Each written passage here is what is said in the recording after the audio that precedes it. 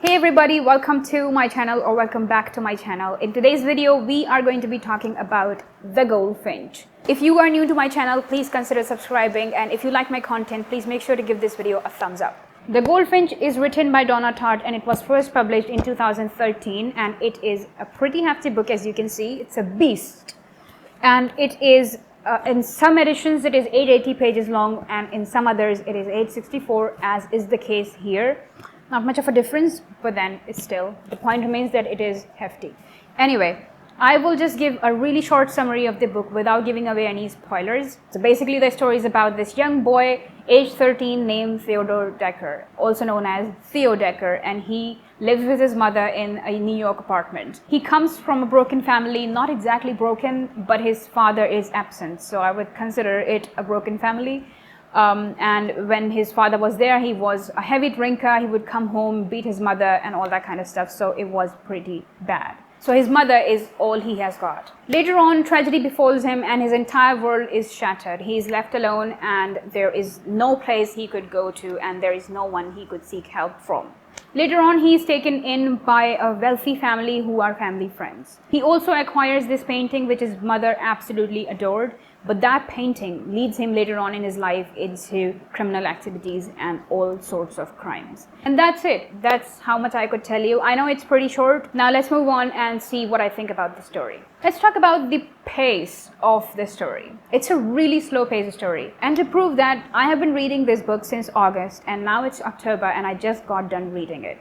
So you can tell how slow it is because I had to take breaks in between. And not only that, it's really emotionally heavy, and apart from that as well, it's like a pretty heavy novel, and there is just like this vibe of anxiousness going on in the novel, and you are constantly at the edge of your seat trying to fathom what's going to happen next. And I had a really hard time reading it.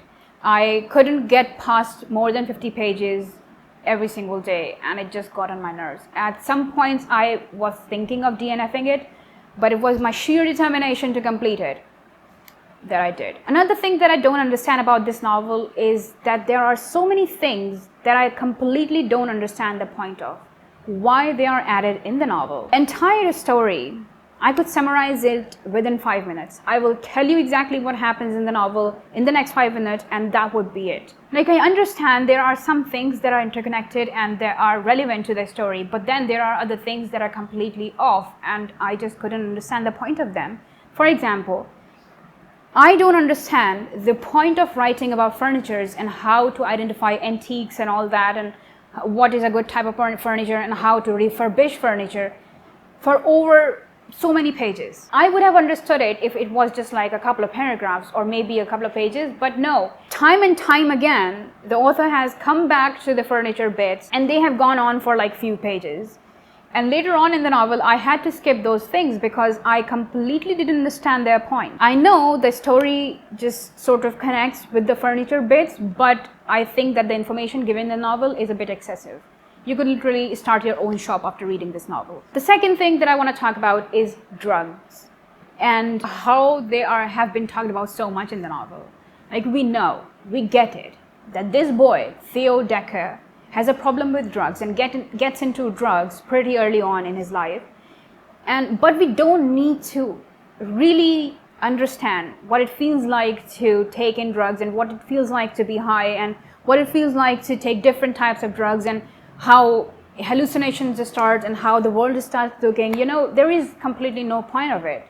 And whenever he takes drugs, the author has made it a point to just explain the entire feeling. Well, if you have read the book, just tell me what is the point of both of these things, like Furniture 101, Drugs 101. Now, coming towards the positive bits, obviously there are things that I absolutely loved about this novel, but I don't really understand why people gush about this so much to the point that they are like, oh my goodness, this was the easiest 5 stars. Like, obviously reading is personal, but it's still like, Donna Tart is a wonderful writer. She is a beautiful writer. I absolutely loved reading certain passages and they were written really, really beautifully, especially towards the end, even though it felt dragged a bit because it just went on, but it was written beautifully and I enjoyed it. I went through it and I really liked, you know, there is a beauty in reading a beautiful prose.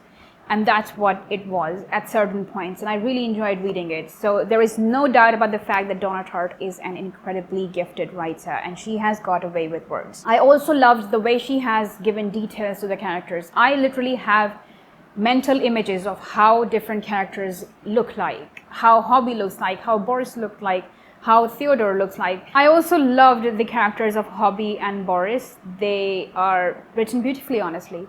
And I also love the character development of Theodore, of the other characters. Like, there is a major gap between Boris when we meet him as a kid and when we meet him later on in the novel.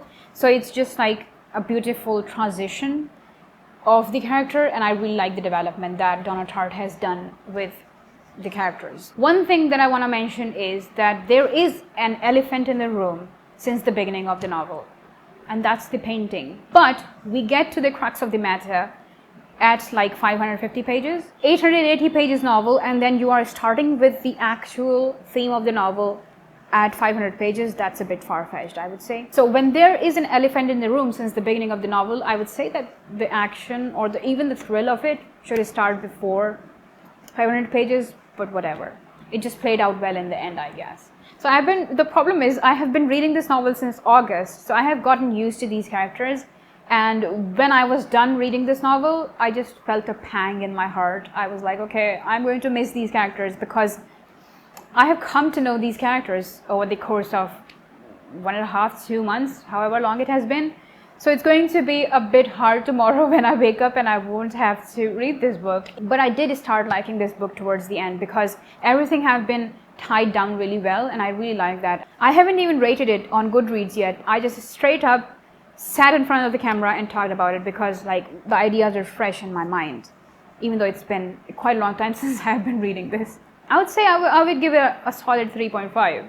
If you have read the novel, do let me know your thoughts in the comments below. Did you find it absolutely mind-blowing, or did you find it a bit in the middle, just like I did?